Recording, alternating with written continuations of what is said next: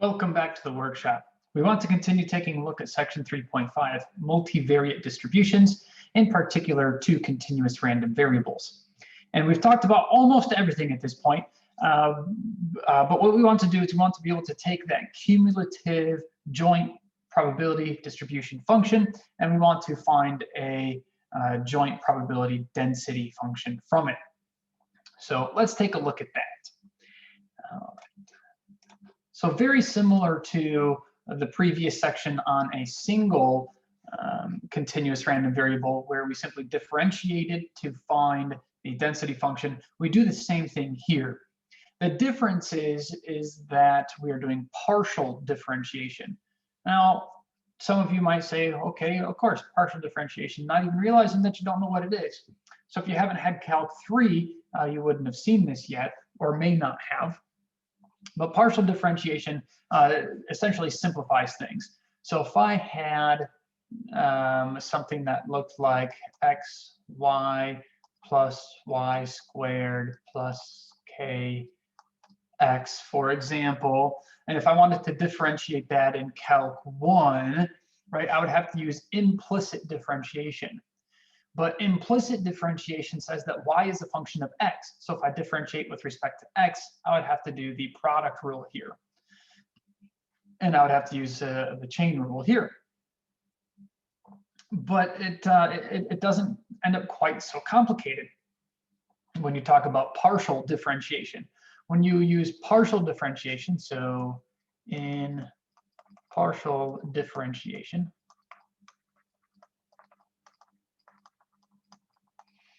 we want to treat other variables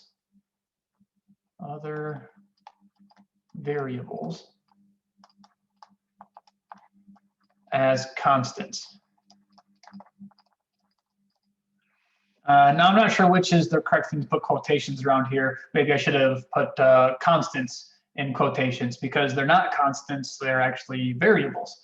But we treat them as constants. So what do I mean by that? Well, so let's give a couple really quick examples. The first thing that you need to notice is that the notation is different. If I want to talk about d over dx of xy, I would have to use implicit differentiation. That's what this says to do. In partial differentiation, we use something that looks ever so slightly different. We use a kind of a funny looking d. So d over dx, partial over partial x. And now when we talk about x times y, y is just a constant. So this is like 3x, and the derivative of 3x would just be 3. So the derivative of xy, when we're talking about the partial derivative with respect to x, this would just be y. And if I wanted to take the derivative with respect to x of this thing, right, that would just be treating y as a constant. It would just be y as a constant, so that would be y, and then y is a constant, so it would go away. It would be gone. And then this thing would just be k, so y plus k. Done.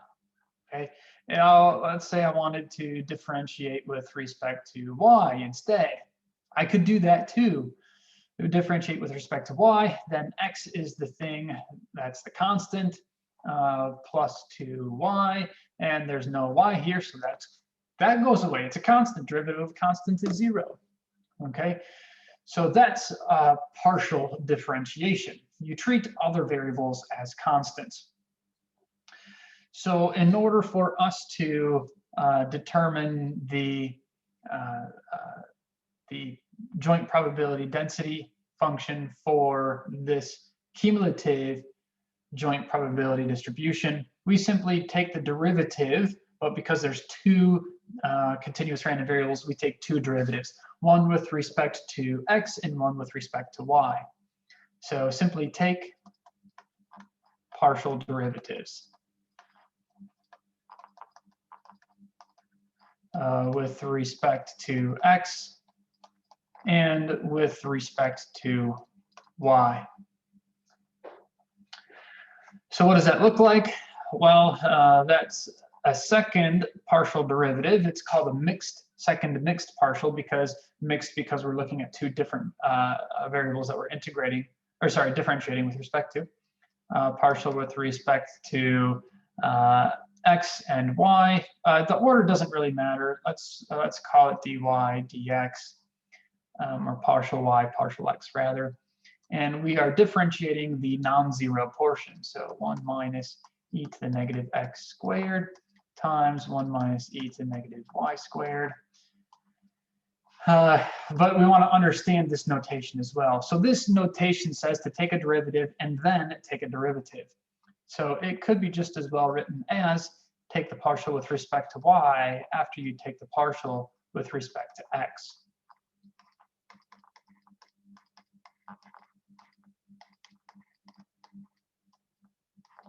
Excellent. So we can do the innermost first. Take the derivative with respect to x. Now this entire thing here is a constant because it does not involve x at all. So this is a constant that will just tag along.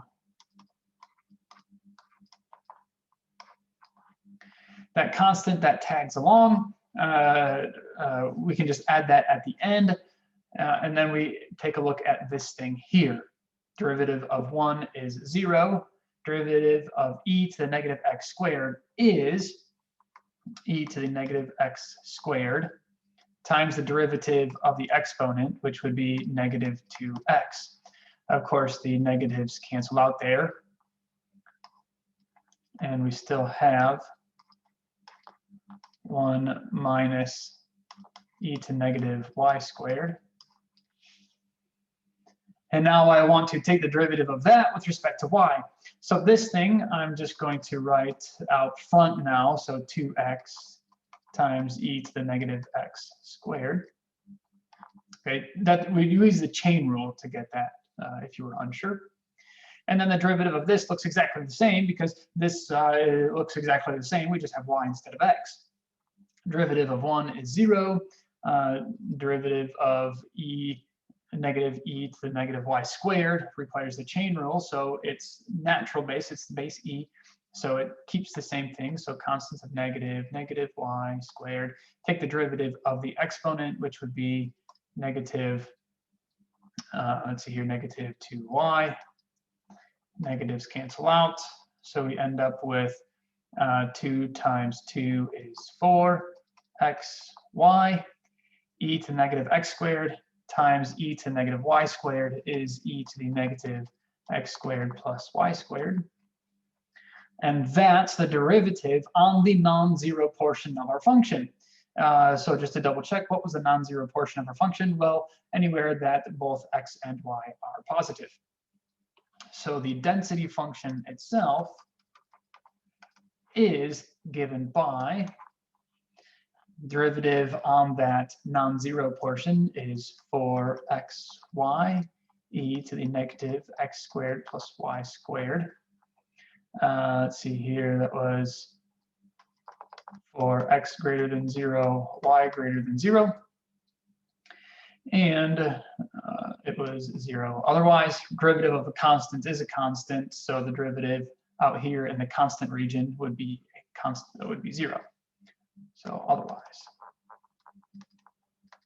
And that's it. So partial differentiation. Again, if that example was not sufficient to give you a basic understanding of partial differentiation, it should be because it's really not very complicated at all. But if you need some more examples or would like to experience it a little bit more before working on assignments for this course, go ahead and again, search for a supplementary video wherever you see fit at your favorite search engine. Check out Google, probably bring it to some YouTube videos, maybe some other websites, I'm not really sure. Khan Academy might come up there as well. So of course you could just go to YouTube and search there. Anyway, I'll see you guys back in the workshop in just a little bit for more videos on section 3.5, where we take a look at 3 or more random variables. See you soon.